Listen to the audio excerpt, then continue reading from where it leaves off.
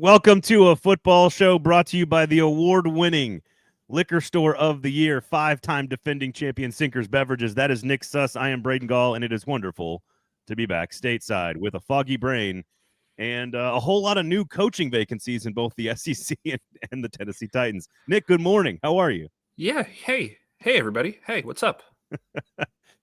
Special thanks to Stillman and PK and to you for filling in last week of the last couple of shows. It was an extraordinary opportunity that my wife and I had to celebrate a 10th anniversary and a couple of 40th birthdays. So we had to take it during the 1 week of the year that Metro Nashville Public Schools allows us to travel when they are out of school, my children. So special thanks to all of you guys for holding down the fort. You guys did a great job. The content seemed pretty good there, Nick Suss.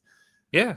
Jared Stillman seems like he's a professional. I think he's got a future in this content world. Yeah, and I just kept saying words, and I don't remember any of them. So if I said anything incriminating, I hope this wasn't like recorded or anything. You're like Will Ferrell and Anchorman. Just I blacked out. Eddie, good to see you guys all. Great to be back, by the way.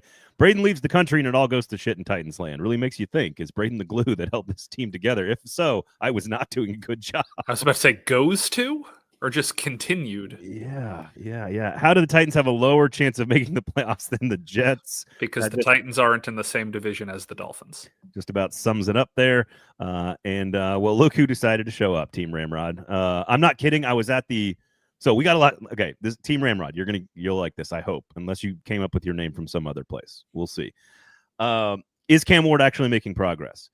Did he slaughter the Titans press corps at the media availability on Wednesday? Is Paul Kaharski murdered and decapitated by the Titans franchise quarterback? We'll discuss the internet's ridiculousness around all of that. I think there's an interesting lesson, or at least a question about how the Colts have been built and what they are doing strategically that I find interesting.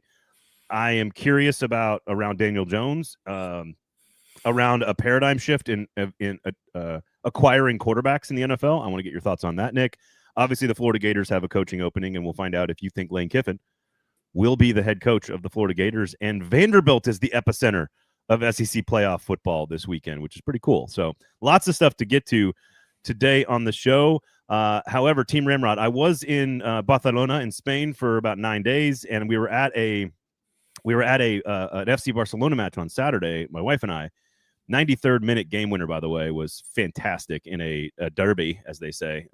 And I saw two guys that were American, speaking like perfect English, and I believe it said I heard his voice, and it sounds like the guy from Super Troopers. And he's got, you know what I'm talking about? You've seen Super Troopers? I assume, right? It's not the guy who says Team Ramrod, but it's the cop with the mustache. You know, the mustache ride guy. Yeah. He's standing there in a jersey that has it says like Dr. Mustache or something on the back of his jersey. And it sounds exactly like the character from Super Troopers. And my question is, you in line at a urinal in Spain, do you ask a man, were you in Super Troopers? Yes. You do? Why not? I didn't do it. Why not? It sounded like him. He's got a silly shirt on, a silly kit on, and I'm going, it's gotta be him. It's gotta be him. And I'm like, what are you doing at a match in Spain? And I didn't really care enough to ask. It was my bad. I'm a bad journalist. Just report, man. Just anytime you see anyone with a mustache, ask them if they were in Super Troopers. Ramathorn. The fact that my wife is sitting here and does not hear your end of the conversation and just thinks I brought that up out of nowhere. We're talking about Super Troopers, Becca. Oh, there's a mustache. I am curious. It sounds like Team Ramrod here, 27, in our comment section, actually decided to name himself after Super Troopers. So I'm glad. Nick, go ahead and give me that play from yesterday that Cam gave PK. Can you do it? So before we get way into this, he didn't give it to PK. I hope you guys understand. He was staring down the barrel, and other media members were like, yeah, Paul, because for some reason people are obsessed with Paul. Like, people are just obsessed with him. No. So it wasn't for Paul. It was just fun to put it on Paul. But no, I can't do it because I wasn't listening, because I'm not a quarterback. I don't need to learn plays. Are you Bustin and Eddie? Jordan? Are you guys talking about gun jet right baffle 2 jet Costco Y basic? Is that what we're talking about? Because look, if you write it down and study it, it's real easy to do. And this is not me defending like the interaction here. By the way, I thought it was awesome that Cam Ward was. How about this? Forget this. Let's go right to the content here. Here was the video in question. 2-1-2. Wide mode.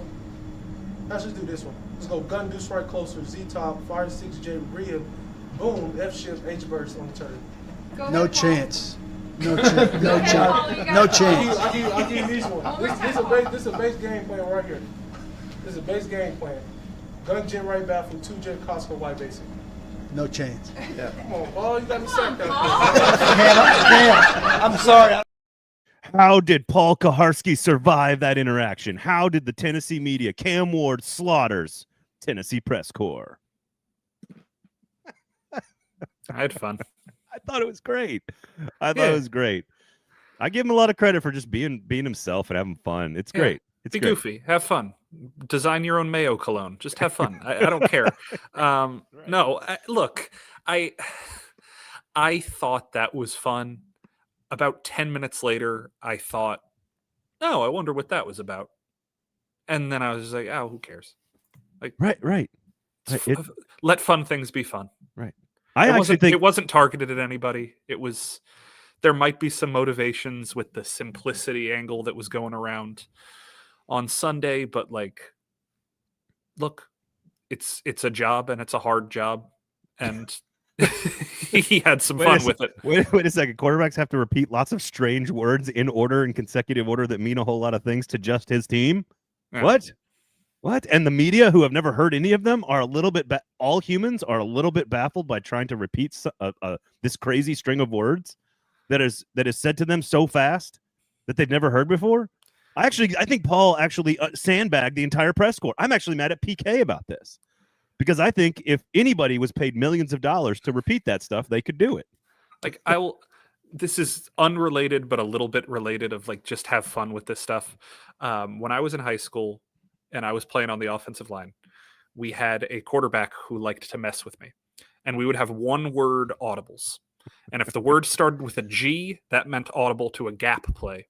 And if the word started with an N, that meant audible to a dummy call. Oh, God. And my quarterback yelled gnarl. And I ran. That one got a laugh from the wife off screen. Yes, it did. And I ran the wrong play and got screamed at by the coach for 30 seconds. And when he was done yelling at me, I was like, he called a play with a silent G. What am I supposed to do, coach? You want me to be mnemonic in this? What are we doing? First of all, that means your quarterback's pretty smart. I like that. Oh yeah, he was a smart guy. He was a very smart guy. Did you ask him? Had you planned that before, or did it just come to you? I know he specifically planned it for me, because after the fact, I would have caught that it was a silent G. Some people would have just been like NARL gnarl. Right.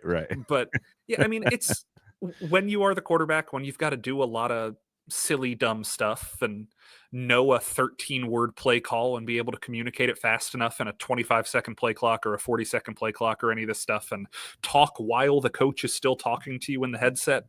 It's a lot of complication that goes on. Yeah. That's why college teams hold up big signs. Like, it is hard to bark this back. We're running Yoda. Yeah. We're running Ron Burgundy. This is our play call, Ron Burgundy. I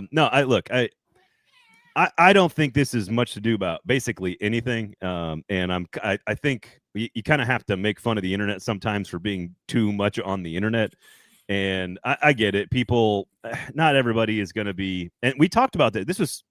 What's interesting is I didn't expect it to come out like this, but the whole thing was, man, guys, fans are going to be a little frustrated if the Titans are struggling and Cam Ward does something sort of bad or turns the ball over and doesn't look like or feel like he's like sinking in it and sitting in it and frustrated by it as much as you are. That's going to frustrate some fans, but that's just kind of how he is, and it's going to make him capable of being full-on Danny Rojas, be a goldfish, and move on to the next play.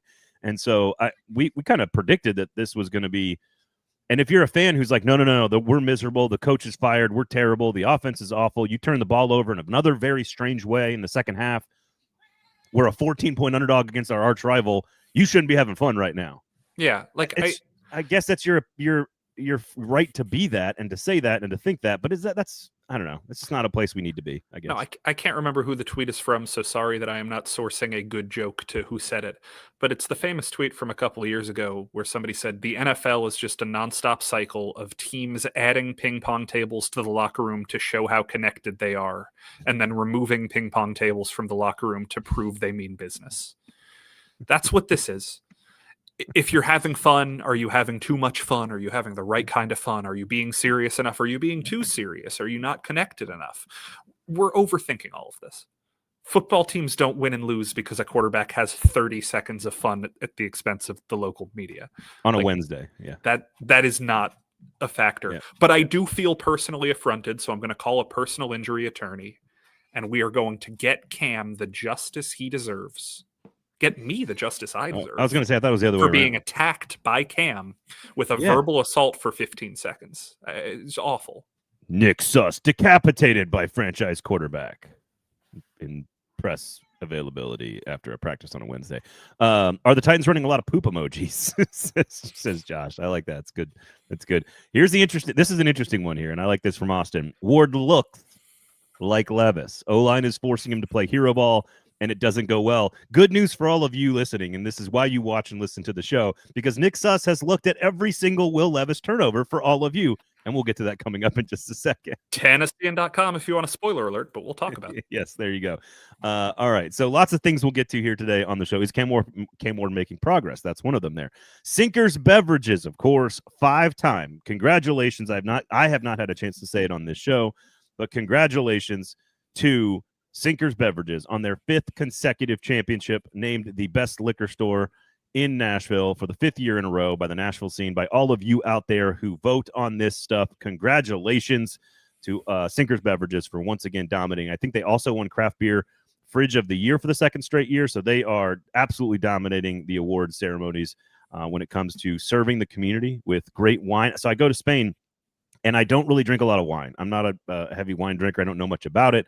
Saves me and my wife a lot of money for both of us not to be heavy wine drinkers at all at dinners, because they're very expensive in Nashville and at nice restaurants. Not in Spain. They are not. It's not expensive in Spain. For like €4, you can get a glass of wine basically everywhere.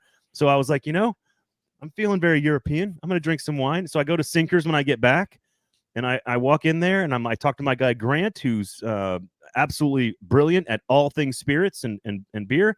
And I say, man, I need some light reds that I can chill. I need a couple of whites, Sauv Blanc that my wife likes. We're now wine drinkers. We're hotty toddy European traveling wine drinkers in Tennessee. And he goes, here's 4 bottles. It was like less than $80 total, and I got them all back in the fridge. And now we are wine people, Nick. So there you go. Thanks, Sinkers. Would it be copyright infringement if for the last week of October, Sinkers ran a special where they had a sale on dark and clear liquors, and they called it Spirit Halloween? So another I feel like that was a joke for one person listening. She laughed in the background. It's funny that you asked. Thanks for asking, Nick, about that hilarious joke. Sinkers Beverages has an event coming up on Monday. You didn't think I was doing this. It's called Spirits and Spirits. Good. Brace yourself for a very special release at Mickey's Tavern on Monday, October 27th, 7 p.m. to midnight. And for the record, Mickey's Tavern, don't tell anybody about this, but it is the best place to go play darts in East Nashville, and that's where I am on many Friday nights. So come on out if you want. I love Mickey's Tavern. Got a great dart board. Got the back patio there. Very cheap drinks.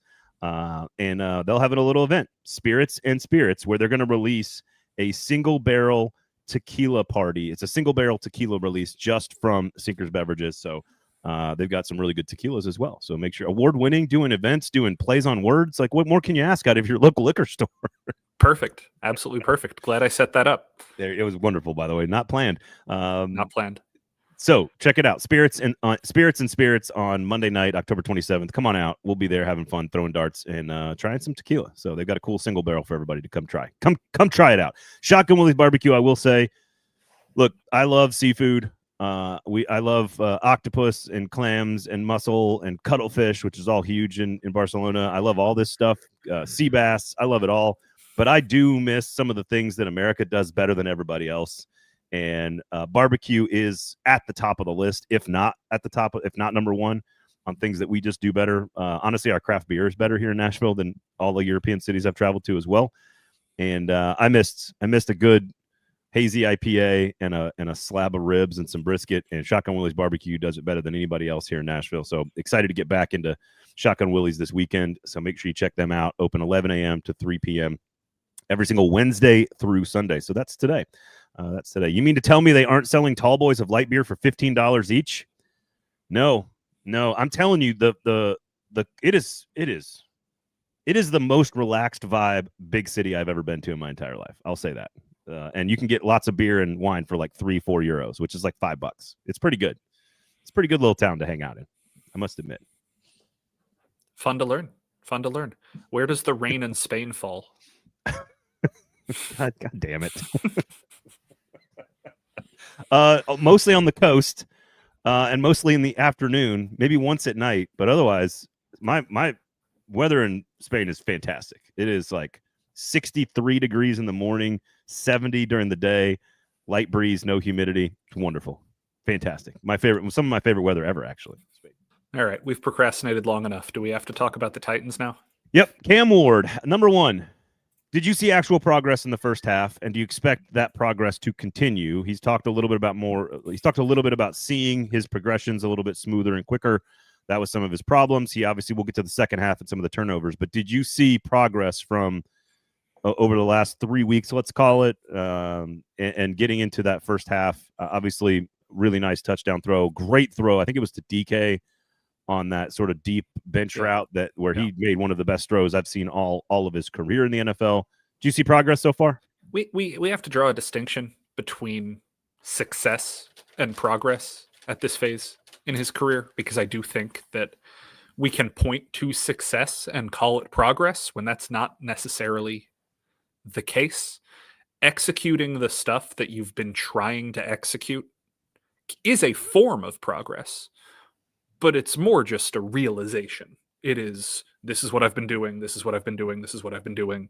Now I'm doing it a little bit better. And for 2 or 3 drives, the entire offensive operation was doing it better. I think when we talk about Cam and we talk about seeing his progressions, it's really interesting because I don't necessarily believe the issue is seeing the progressions. You go back and watch some of his mistakes, and we'll get into this later. He's looking where he needs to look at an open receiver. He's just not letting go of the football. And that is different than, are his eyes in the right place? That is different than, is he progressing through his reads? He is progressing through his reads. The question is he putting the ball where it needs to go? And I think he's getting a little bit better about that. I think that when I watch it, there is small incremental upgrading of this skill. I'm not going to say I'm a quarterback expert. I'm not going to say I know what the progressions are and what the reads are. I'm no expert on any of this stuff. I'll defer to film heads on a lot of this stuff. But when I watch it, I'm seeing oscillating degrees of success more than I'm seeing linear progress. And anyone who expected linear progress probably hasn't watched a lot of young quarterbacks. Or doesn't understand the stock market. Yeah. But I don't think it's as simple as to say, oh, there was progress for those 2 drives. Ask anybody on the Titans and they'll tell you, yeah, those were just base plays. Those were just plays we've had installed since training camp. That's not change. That's not progress. That is execution on a plan, which both a positive and a negative. It's positive that that's execution, which is what you want. You don't need progress if you start doing things well, but also not necessarily a change off of what he'd been trying to do. And so Jordan kind of asked one of the questions, is the hesitation to throw to the open guy a symptom of big play hunting? And I think he has actually said that this week out loud about some of the issues. And it does feel like, I agree with you, he's missed a lot of throws underneath and in the flat where he's looking at the right guy at the right time. There has also been where he is looking at the wrong place. And it happens occasionally when he is on the roll, which they really like to do under Callahan. For sure, they like to do. And I think that's going to be a part of his game no matter who coaches him. but especially when he rolls to his left. And I remember more than one time where he's got a 2-player, 2-route read to his left while rolling left, and he decides, I'm going to check the backside post. Yeah. And like that's going out of progression, and that is going big play hunting at this. It's almost 2 flaws at once, right? You didn't take the easy throw, the check down, the order of your progression, and you still were looking for the big play, which again is part of what's going to make him special if he becomes a great quarterback. But also, you don't want to take that part of away from him. Yeah, and I'll use an example that goes back in time. We're going to week 2 against the Rams real quick. If you watch the back angle shot of Cam's fumble, where I believe it was Verse or maybe Byron Young, one of the two comes off the right edge and strips the ball out. And that was a very easy thing in the moment to say, oh, this right tackle situation is awful. Go back and watch the back angle of that shot where you can see the receivers progressing in front of him. Cam's first look is out to the left, and he has Chig in the flats with 2 people clearing out. He would have been able to, this was 2nd and 8, I think. He'd be able to dish that off, throw it out, get 4 to 6 yards, have a 3rd and short, which seemed to be the plan because that was where he looked first. He didn't make that throw. He looks to a second read, which was a crossing route, I believe was Jefferson, but it was one of the interior receivers coming over the middle, and he had a window. He's looking in the window, and the C's part, and there is a safety about 6 yards away from where he needs to throw, and there's a linebacker about 2 yards underneath where he needs to throw, where if he zips that ball, he'll hit his receiver in stride on an in route and get the first down. Cam is looking at this. He doesn't throw it. He stands in the pocket. He tries to step up. 4 seconds have passed now. His right tackle gets beat. The defensive end punches the ball out. That is not big game hunting because the in route would have been big game. He was looking at what could have been a big game and did not throw it. So I don't necessarily see this as, oh, he chooses not to throw the underneath route because he's looking for the big play. This was an instance where he chose not to throw the underneath ball, and he chose not to throw what could have potentially been a big play. And that feels a little bit more like indecision. That feels a little bit more like inexperience. And this was week 2. So I'm not saying that he's still doing that, but I think that it's not as simple as he's not letting go of the short pass because he wants to look for the big pass. There's a bona fide example in a close game. I think this was the 4th quarter and they were down 3 points or 4 points or something like that. And he had a chance and he held onto the ball for 4 seconds and got stripped. That's not as simple as saying, oh, he should have thrown the check down. Yeah. Because it's not necessarily a check down if it's the first place you look, and it's not only looking for the deep shot when he didn't throw an open intermediate route either.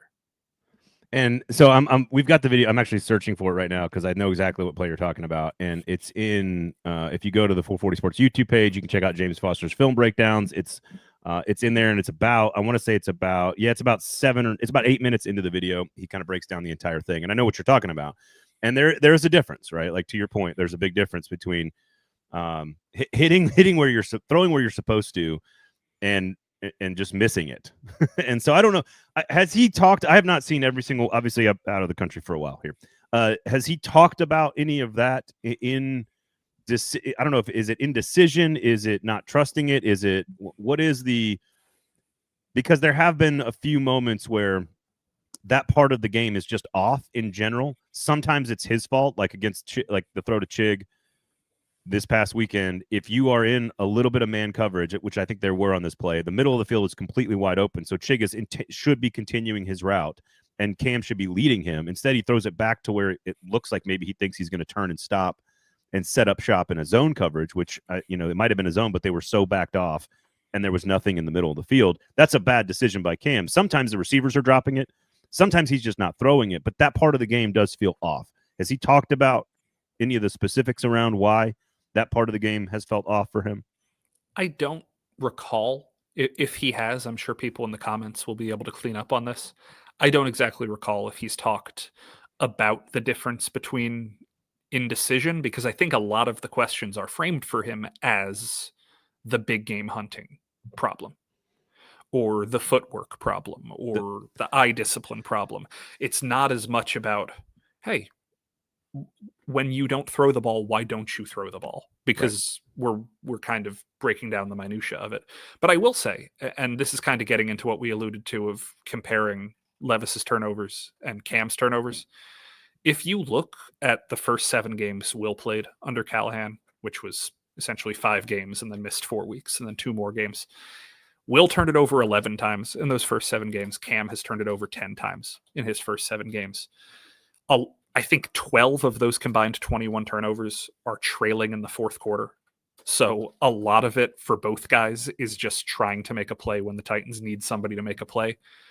But one major, major distinction that I'm seeing, watching Will's mistakes, watching Cam's mistakes, I think 4 or 5 of Will's 8 interceptions in the sample were heaves on deep shots into double coverage.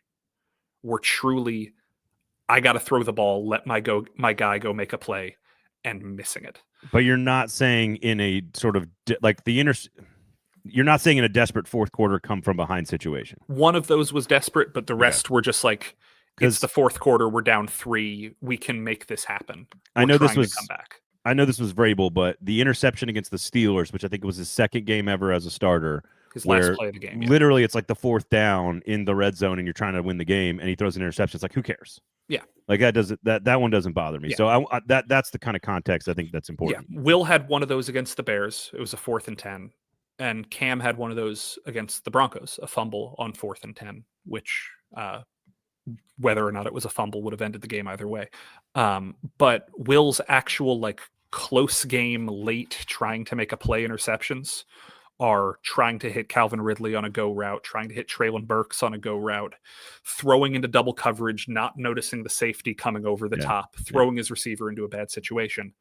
Meanwhile, I don't think Will had any interceptions on dropped or tipped passes, and Cam has 3 already. Of threw the ball behind a receiver, ricocheted up, threw the ball while he was getting hit, gets tipped up into the air. Dirty ball interceptions have hurt Cam a lot more than they hurt Will. So as you see the turnover numbers go up, I think this would be one thing that really does benefit Cam that is worth mentioning, is that Will's turnovers were a lot cleaner. They were a lot more turnover worthy than Cam, who is hitting a receiver in the hand with an albeit inaccurate throw, and the inaccurate throw bounces up, or he's trying to throw deep against the Raiders or against the Cardinals, and the ball gets tipped up in the air. They're not good plays, but they're not clean turnovers in the same way that almost all of Will's were very clean turnovers. If Levis could put the football anywhere near the receiver's hands, maybe they would deflect off the hands a little bit more often. I'm very torn on this, because even in that Rams video, I forgot about the play where he tries to cock the ball, and it just goes like right into the lineman.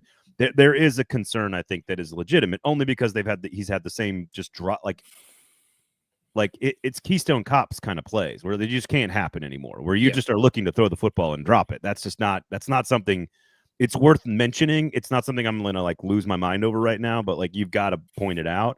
2 in a row, and then again, I totally forgot about the Rams one where he just kind of goes like this, and it just he's trying to stop it, and it just slips. It's kind of like, not to make it about our profession, but anytime an editor in my younger days was like, "Well, why didn't you just spell the name right?" Duh. I made a mistake. I'm not trying to. That's what holding on to the football is. Of course, Cam wants to hold on to the football. There is a difference between that mistake, an unforced fumble, an open hand fumble, versus a processing and accuracy interception. Those are different issues for sure. I am torn on this, because I do think it all kind of works together, because the throw to Chig stands out because it looked like his feet were out of place.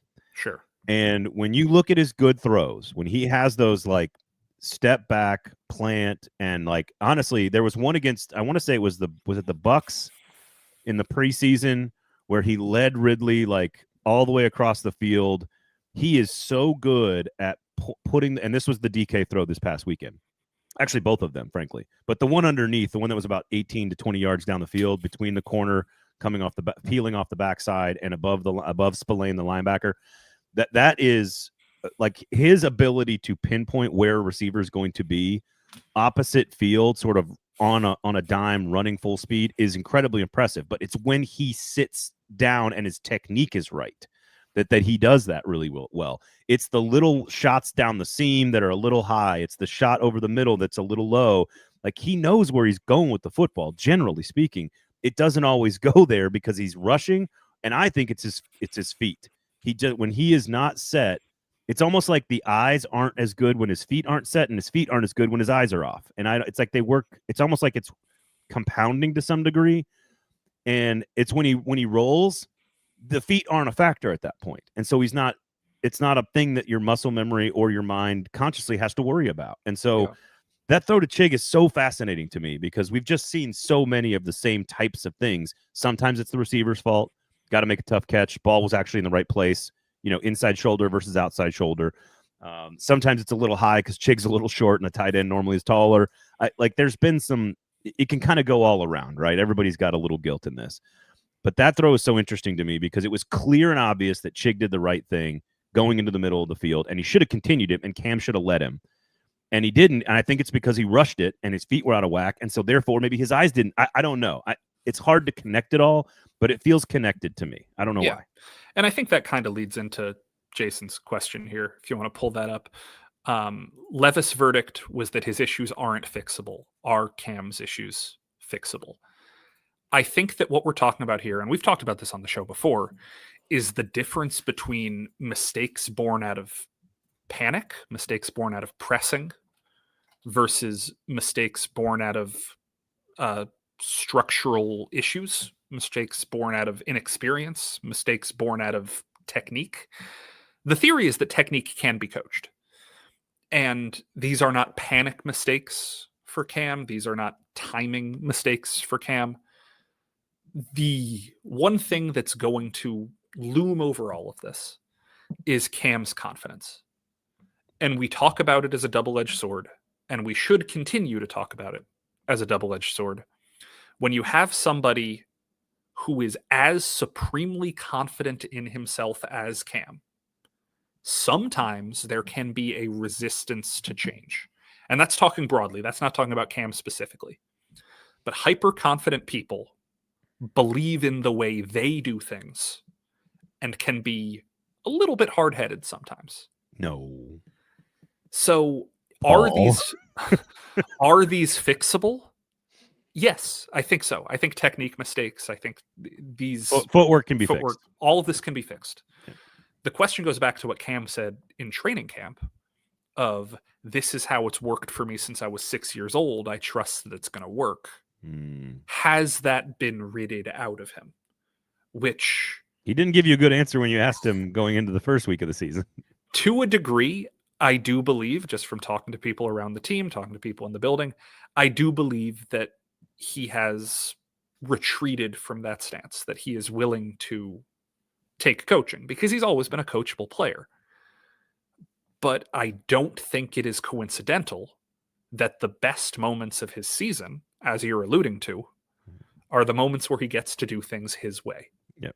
He's still not necessarily the trained, polished guy that he needs to get to. But when he's allowed to be himself, there is success. So the question is, are these mistakes symptoms of he has to make these mistakes in order to be himself? Or can they be rooted out without sacrificing who he is? It's a very, very complicated situation. It's a boondoggle in some ways to figure out how to make this quarterback the best version of himself. And ultimately, Jason's question and this discussion will quickly move into what will amount to, in my opinion, one of the most important decisions in franchise history. Excuse me. I think it is entirely too premature for media and fans to be sitting out here going, well, but look at next year's draft class. Should we be thinking about taking a third quarterback in 4 drafts in the first 2 rounds? Is this not... I think that conversation on shows like this and with group chat, like if you're at the bar and you want to argue about it, fine, have fun, whatever. I'm not going to, whatever. I just think it is extraordinarily premature to have those conversations around the future of Cam Ward, especially when you see what happens, and we're going to talk about this too today, which I find fascinating. Sam Darnold and Daniel Jones and Baker Mayfield all did not work at their first organizations because their first organizations were dumpster fires. And what are the Tennessee Titans right now? A dumpster fire. And so what I find interesting is not that I think that conversation is absurd on its face. Let's let Cam Ward have more than 7 games to decide this. However, the new coach does not have the luxury of 3 years of data on Cam Ward to decide if these issues are fixable. He's going to have 1 season of information, and his staff is going to have 1 season of information. They're going to have to step into the job in January or February, and within 8 or 10 weeks, they have to decide on their own, is this all fixable stuff that we want to work with? And that ultimately is the thing that they have to decide. It's not for the, fans can have opinions, media can have opinions, front office. Amy Adams Strunk probably has an opinion that's too, forceful on all of this. But the new coaching staff is going to have to look at Cam Ward in 17 games or however many he plays this year and going to have to decide, this is the guy we're riding with, or we need to go a different direction. And that's not fair to Cam Ward, but that is just the situation they're in. And that ultimately becomes one of the most, I don't ever like saying, like, this is the most important decision in franchise history, because drafting Steve McNair is one of them, trading for this guy or trading for Tannehill or firing Mike Vrabel. Like, they're all on this top tier of decisions that change the course of direction of a franchise. And that decision by the new coaching staff will change the direction of the franchise one way or the other. It could be the right decision to keep him. It could be the wrong decision to keep him. It could be the right decision to go somewhere else. It could be the wrong one. But whatever they decide, that will decide the direction of the franchise for the next 5 years. Why are we talking about, like, I understand why it's coming up, because people have brought it up. Picking another quarterback, moving off of Cam after 1 year, would be tantamount to saying, we have just made the worst draft pick in NFL history. It would be wholly unprecedented to pick a quarterback number 1 overall and then feel the need to replace him the next year. If you do that, that would mean picking Cam Ward was a worse decision than picking Caleb Farley, was a worse decision than picking Treylon Burks, was probably a worse decision than picking Isaiah Wilson, because that was the number 30 pick. You move on from the number 30 pick after a year, not forgivable, but still not the number 1 pick that you theoretically could have gotten 3 top 50 picks for trading. It doesn't, like, if you do this, you are admitting that the people in power just made the biggest mistake the league has ever seen and want to rectify it. Like, optically, you can't do this. If you let the people who made that decision move on from that decision so quickly, after preaching patience and draft and develop and all of these things, you're admitting everything failed. You can't, like, it just optically cannot happen. And, logically, building a roster, you're never going to get any better because you're not adding talent. You're just replacing the quarterback every year. Yeah. Oh, you're going from Will to Cam to Mendoza or whoever it ends up being. It's not as if Ty Simpson. Yeah, it's not as if any of these guys are expected to be generational. It's not as if any of these guys are what Caleb Williams was, or Andrew Luck was, or John Elway, or Peyton Manning. So I agree with you. Again, I thought I clarified this. I think the conversation is absurd at this stage of the whole thing. That doesn't mean that somebody doesn't have to make that decision at the end of the year inside the building, especially the new coach. This is interesting. Somebody said, C. Rich says, it would have to be a complete and utter disaster for a coach to move on. Totally agree. A coach is coming here because of Cam. Right. I don't know if that's entirely true. I think that's what you want to be true. You want a coach to do that. But a coach, people take these jobs because there's only 32 of them on the planet. They are extremely rare commodities to acquire. And right now, and I think PK said this on the Tuesday show with Stillman, right now Borgonzi kind of has the cleanest resume to make decisions of anybody in the building. And so if we're going to go, all right, he's got the most kind of hit rate or success or least problems, least bad decisions, like Borgonzi's the guy that I think right now has the longest leash. And the next move is Chad Brinker. Like if something goes wrong and they need to make another move here, which again, I'm not saying they should, but the ownership group has shown us that they will be quick on this stuff. Chad Brinker's next in line, because he's the one. He was a part of the drafting of Will Levis. Like, he's already on his second quarterback and his second coach, and so I don't know. I don't know. I also think that's an oversimplification. Like, the people who are not necessarily assuming that Brinker and Borgonzi are tied together. Like this, I got a lot. I put out a poll earlier this week, a survey, just to kind of understand where Titans fans are coming from. And I asked a lot of questions about, where is your confidence in Cam? Where's your confidence in ownership? Where's your confidence in this coaching decision? All that stuff. And one of the questions I asked was, how confident are you in Brinker and Borgonzi to make the right hire at head coach? And the most common answer I got was 5 out of 5 confidence in Borgonzi, 1 out of 5 confidence in Brinker. Let Borgonzi cook. We got that comment like 40 seconds ago. If you want to scroll up, somebody said that in the chat. They're basically the same person. And I get that Borgonzi doesn't have the stink on him that Brinker does. Right. But I ask you, who told you Mike Borgonzi was great? If not Chad Brinker. If you are somebody who does not believe in Chad Brinker, and I am not advocating for this or advocating against this, but if you are somebody who does not believe in Chad Brinker, why would you be so gung-ho about the guy that he picked? Like, is it just because he doesn't have stink on him?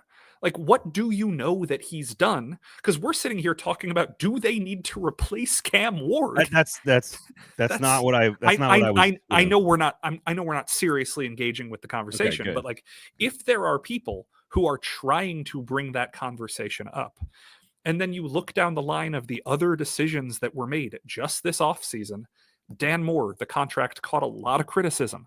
The second round pick of Femi Oladejo has caught a lot of criticism. All rightly so. Yeah.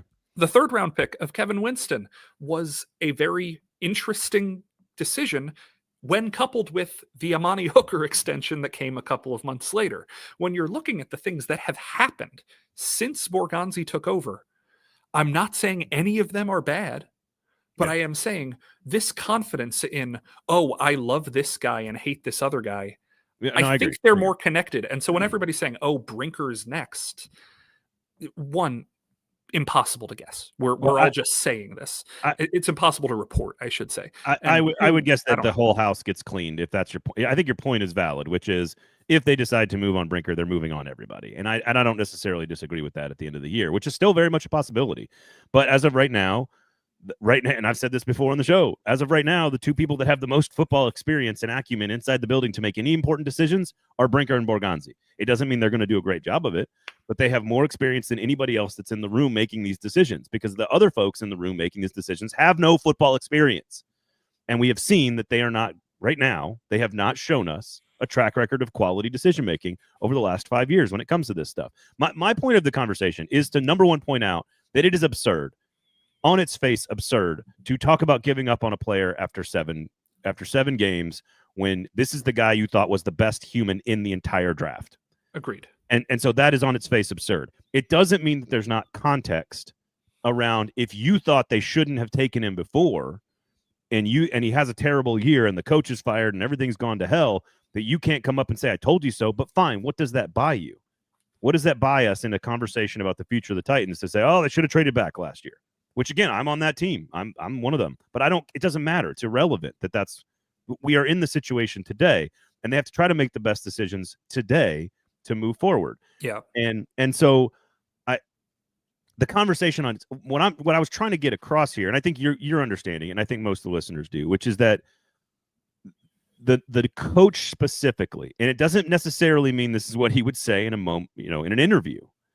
If Brinker and Borgonzi are in charge of the hiring process and they sit down and their first question of any candidate is, what do you think of Cam Ward? And the answer is, I don't like him. They might just be like, that's not our guy then.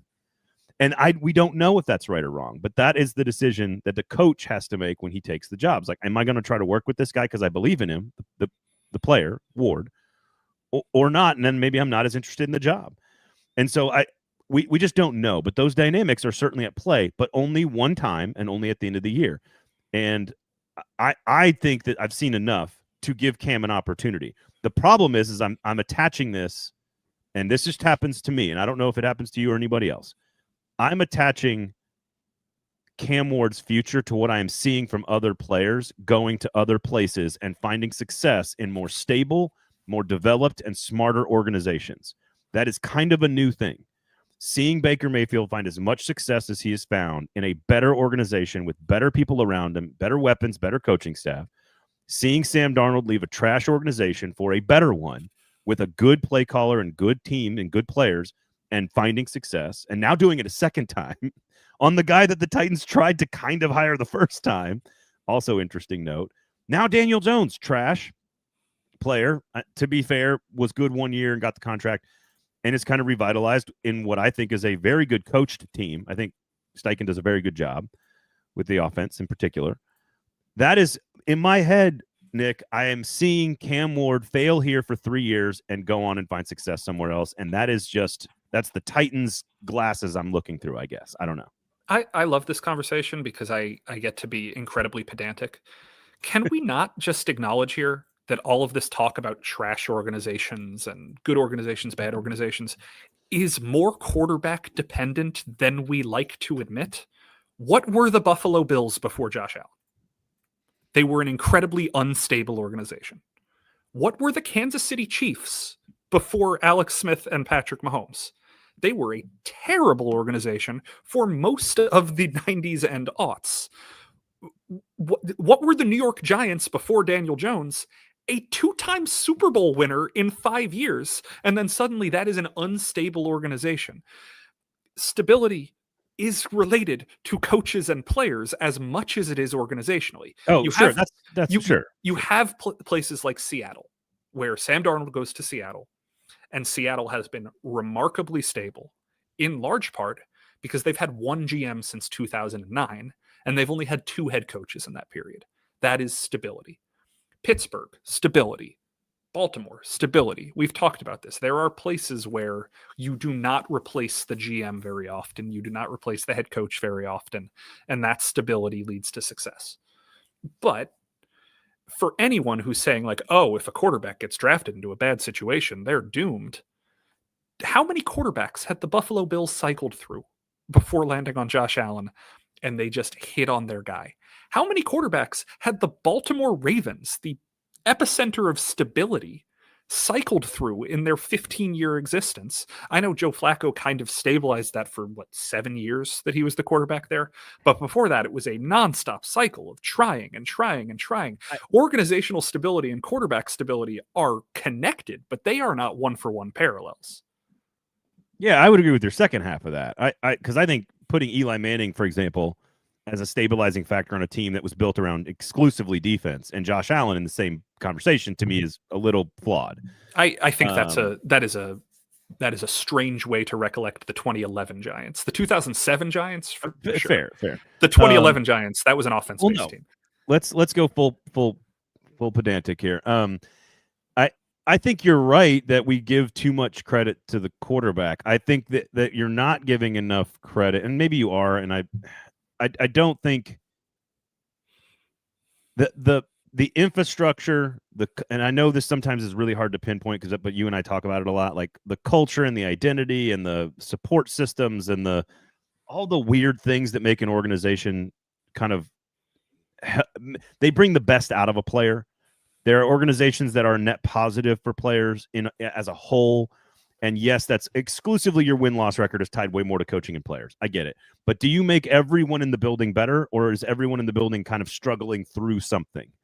And it feels like Jacksonville for a long time is just dealing with this. The Browns for a long time. The Jets for a long time. And while I don't think the Titans are in those categories of like a decade, 2 decades, like they were good with Mike Vrabel and John Robinson. So it's not like they weren't good. I think that's why this is unfair for the Titans. The problem is all the people I trusted to make all the good football decisions are not here anymore. Right. And I'm not saying we should keep John Robinson. That's not. No. And we're agreeing on that point. I am just adding the caveat here of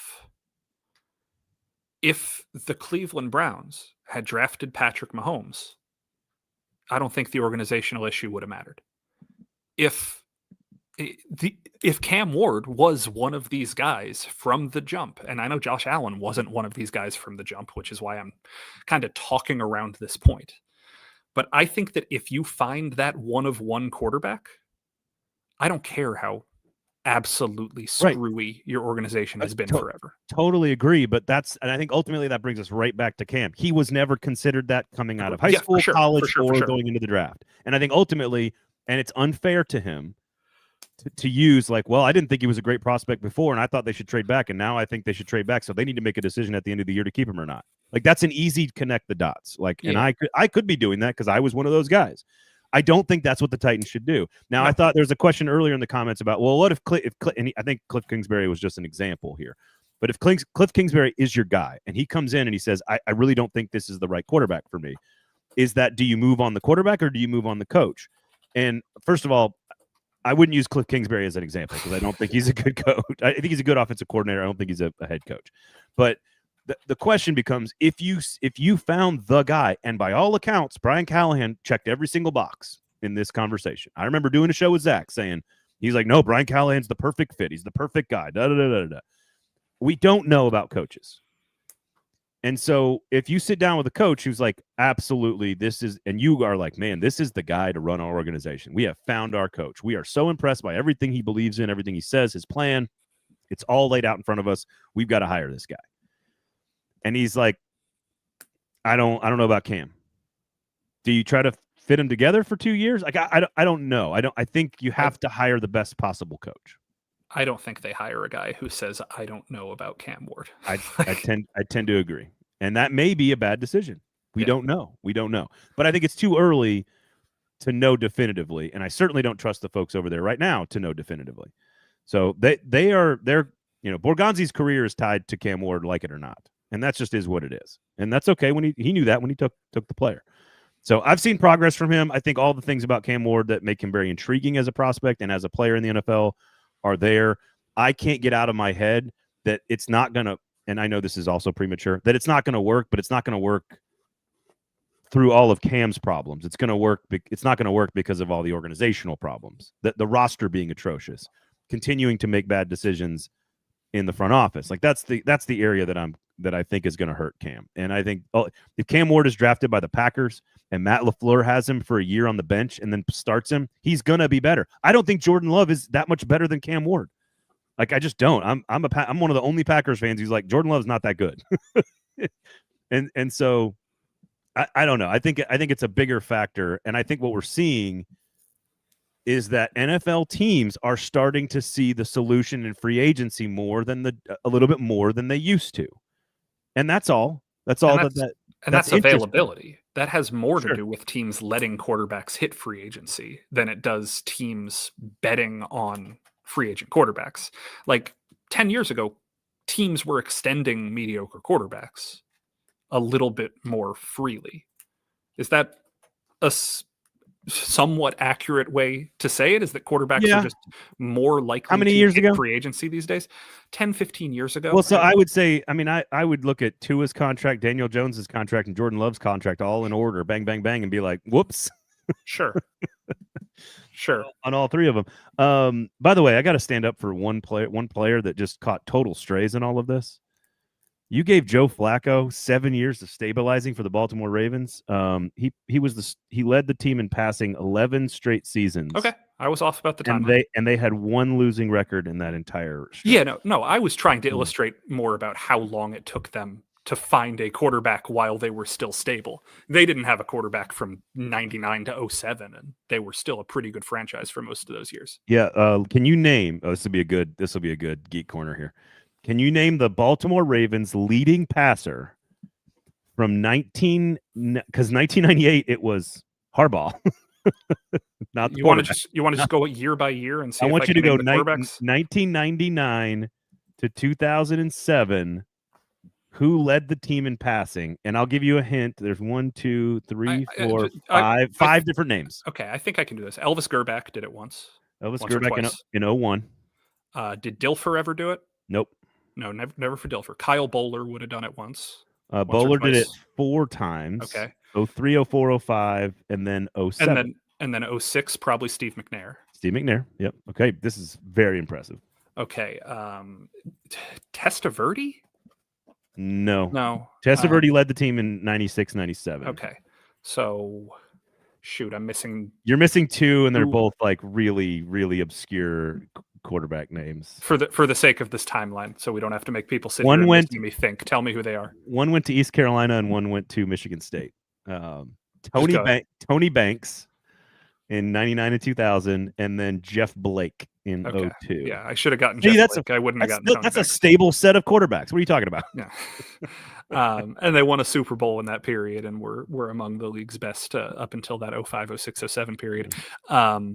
Yeah, I don't know. And guys in the comments, stop making straw man arguments here. Nobody is saying that the Titans shouldn't have taken Cam. Nobody is saying that the Titans need to move on from Cam. Braden and I are both sitting here talking about how those conversations are Absurd. a little bit foolish. Yeah. So nobody is sitting here saying, oh, picking Ty Simpson would have been better. I will say, I think Ty Simpson's a better prospect than Cam Ward. Yes, the answer is yes. That doesn't change the quarterback situation the Titans are currently in. They have Cam Ward. He's their guy. You got to figure out what to do with it. It doesn't change the fact that so far Abdul Carter has been excellent. I was not super high on Abdul Carter coming out of the draft process. He has been excellent. Had the Titans picked up a veteran quarterback, traded back, grabbed Abdul Carter at 3, team's probably better in the short term. That doesn't mean Cam is going to be good or bad. See Rich saying he's played 7 games and wasn't even on your radar going into 25. First of all, if you don't think I have watched a college football player at Washington State, you clearly don't know anything about me. you just don't. I've covered college football. He's talking about Ty Simpson. Oh, he's talking about. Okay. Well, no. Ty Simpson was a 5-star recruit going into Alabama. He's on everybody's radar. He's just been extremely good for Alabama. Fair enough. See, Rich, my apologies. Thank you, Nick, for correcting me there. I was like, oh, Cam Ward has played 7 games. No, he's talking about Ty Simpson not being on our radar preseason. No, in fact, what I think is really interesting about this draft class is you could take your Kirk Cousins in this draft class in the 4th round and have a really intriguing backup option who's young and developable behind Cam Ward in case you wanted to do that. Because this is an extremely deep, I don't know how talented, but extremely deep class of quarterbacks. And when somebody said, who would be your number 1 quarterback in this draft class, that's not the same conversation as should the Titans take one. That's a different conversation. That's just fun. There are like 11 or 12 quarterbacks that are going to be graded out in the top 50. I'm not saying that they all deserve to go there, but there are almost like a dozen guys that are legitimately interesting to study as a fan of football. Because Dante Moore's super, super talented. Mendoza, you got Drew Allers falling, Cade Klubnik is falling, Garrett Nussmeier's falling. Carson Beck moved up and then back down. John Mateer is fascinating in a very sort of Baker Mayfield-ish type of way. There's tons of quarterbacks that are moving up and down this boards, and I think there's going to be a lot of them taken in day 1 and day 2, which is why you should be trading back from 2 or 3 to like 8 or 9 or 10, draft a defensive lineman, which I have said all season long, an outside pass rusher. Wait for your receiver the following draft class in 27, which is when there's going to be like 3 or 4 loaded 5-star first-round picks that are going to be top 10 guys, and stockpile your draft picks. Yeah. And get to work on supporting Cam Ward. Hire a great coach. You hire a great coach. And this is also something Kaharski pointed out that I think is really interesting and important. We talk a lot about Wisenhunt and we talk a lot about Vrabel. The largest improvement in one season in wins in the history of the franchise was Mike Mularkey. Yeah. And they went from 2 wins to 9 wins in 1 year. It can be done with a retread coach. Right. So and there's still possibilities for the organization if you hire the right coach and put talent around Cam Ward. Yeah, and I know you want to talk about college, so I'm going to make this real quick, but QC has a comment up here that I kind of wanted to address because it's kind of my opinion about all this. Rarely will I share opinions, but I will give an opinion. No, the one about the Minter at head coach, McDaniels at offensive coordinator as an example. If I were in charge of this situation right now, what would I think would benefit the Titans most? Instead of hiring an offensive-minded head coach, an offensive-minded retread, I would go after a defensive-minded retread. I would hire Vance Joseph, Robert Saleh, Brian Flores if he wasn't under lawsuit issues, that kind of head coach, and then hire an up-and-coming OC who you think is going to be a head coach in 3 years. Rather than hiring Joe Brady, Figure out who's going to be Joe Brady 3 years from now. Look at what the Atlanta Falcons did with Raheem Morris and Zach Robinson. I would go after a model much more similar to that. Buster Faulkner. Let's go. That's a fun pick. That's a really fun pick. I would think about maximize Cam's development at his rawest. Go get somebody who's 28, 29, 30, who's going to be a head coach in 3 to 5 years, kind of like the Titans did under Vrabel with LaFleur and then with Arthur Smith. I was going to say, why can't we do both? Why can't we get the retread and the up-and-comer in Arthur Smith? So I would say you're looking at it a little backwards if you think what needs to happen is the head coach needs to be the person who can develop Cam. If you can find somebody who is going to be on the league's radar 2 to 3 years from now to be your offensive coordinator, that is what I would do. And then stabilize the team with Saleh, with Vance Joseph, with somebody like that who knows how to coach a team. I don't love those names. I don't mind Saleh. I don't love but I think your point is totally valid. Get the guy who knows how to do the job already. And puts the organization on solid footing, builds a foundation, and then go hire. And again, like you told me, Robert Saleh with Buster Faulkner, that sounds interesting to me. Like offensive coordinator at Georgia Tech, they're undefeated. He's doing a super interesting stuff. He's a Todd Monken disciple, very modern football coach on offense. And so I don't know. Like I'm just using him as a name. I'm not saying he's the guy they should go get, but like I don't have a problem with that strategy. But I think I would rather that than Cliff Kingsbury, and I would rather that. And I would rather that a lot more than somebody like Joe Brady, or we have somebody mentioning the Kubiaks in the comments, or Udinsky, or any of these up and comers who would have to learn how to be a head coach for the first time, and also would be tasked with developing Cam. I've talked about this before. I will continue to talk about this.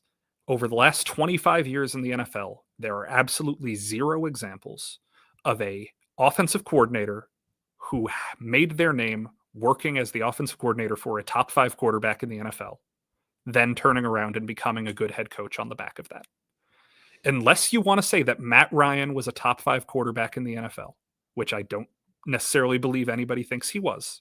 Yeah, I could make the argument if I felt froggy. You are looking at Shanahan coming from Matt Ryan.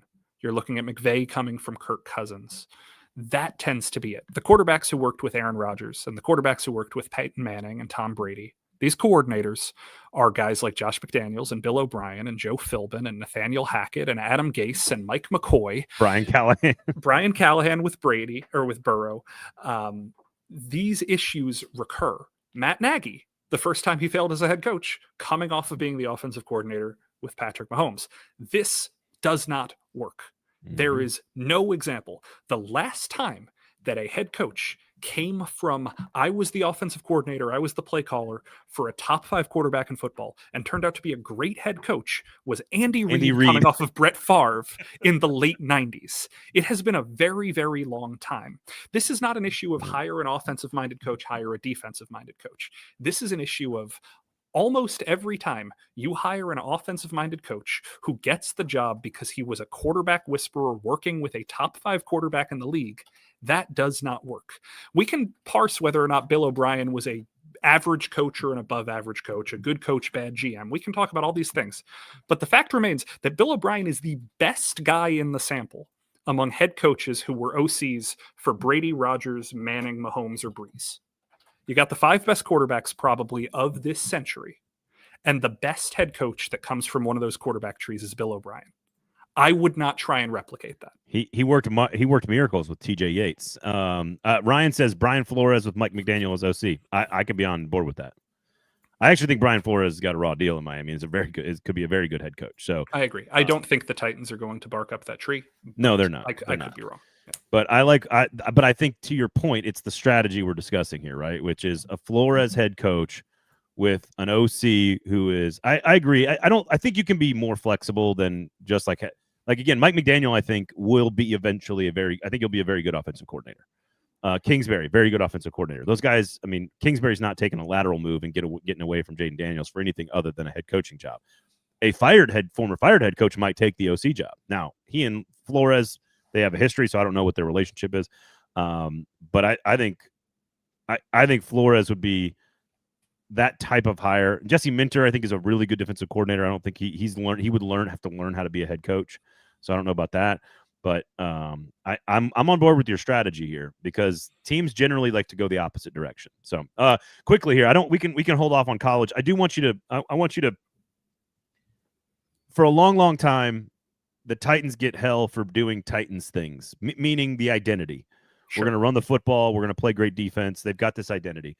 And for a long time, fans have been frustrated with that. Let's change it. Let's change it. Let's change it. Let's modernize it. Let's hire Brian Callahan. That didn't work. Rand Carthon didn't work. It go back to Mike. The things that work are Mike Vrabel. Like those are the things that work. The Colts have been very interesting because they have stayed patient. A lot of folks, Titans fans included, will say too patient with Chris Ballard and maybe too patient with the coaching staff. Clearly, that's not the case.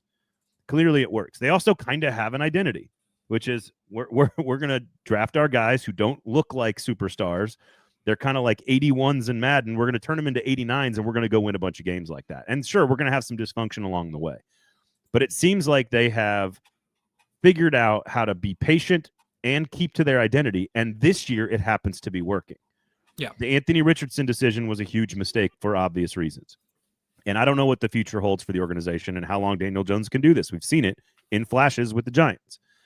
Is there something you think we should learn from how the Colts have built the organization and executed player personnel decisions, roster management based on identity and patience? Or is that just out the window? This just happens to be a random year for the Colts in what could be a very bad division where the Titans and Texans are down. The Jags are a little bit better.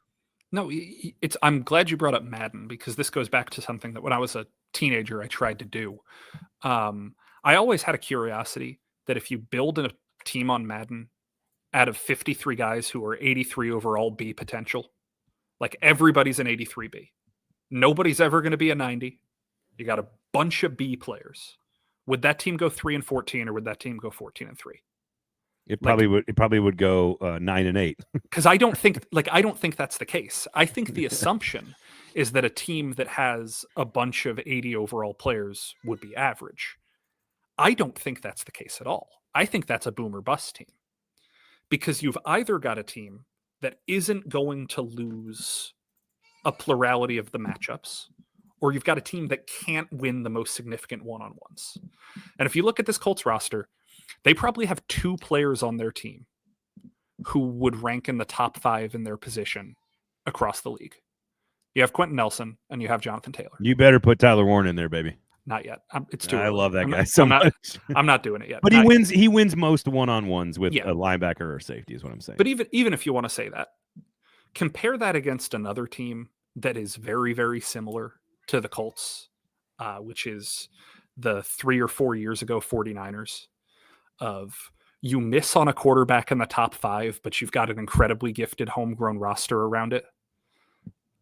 That team, with their incredibly gifted homegrown roster, had not just a top 5 running back and not just a top 5 tight end, but also a top 5 pass rusher and a top 5 linebacker and a top 5 safety and the best left tackle and all of these things. This Colts team really has at their position, guys 7 to 12 just about everywhere. They're 88s, but they get drafted as 81s. To your point, they just turn them into 87s, 88s, and 89s. Yeah. Honestly, I do think Steichen gets a really kind of like underrated deal. I think if he continues on this path this year, he's going to be valued.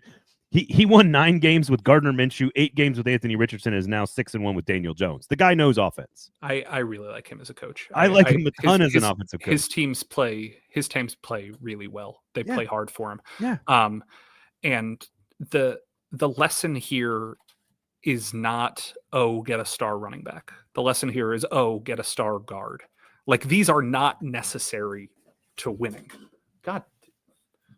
Cat just tried to knock over a giant, which is funny because see Rich says I keep hearing a newborn baby in the background. I'm thinking it's mine. Yeah, Nick does not have a child. That is the cat.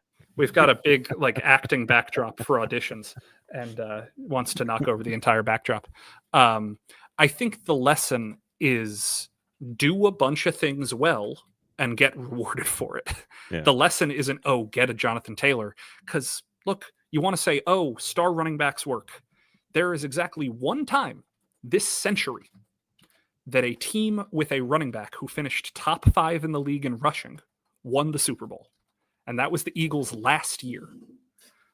It had been 22 years or something like that since Corey Dillon with the Patriots in 2003. It had been that long since a team with a top 5 running back won the Super Bowl.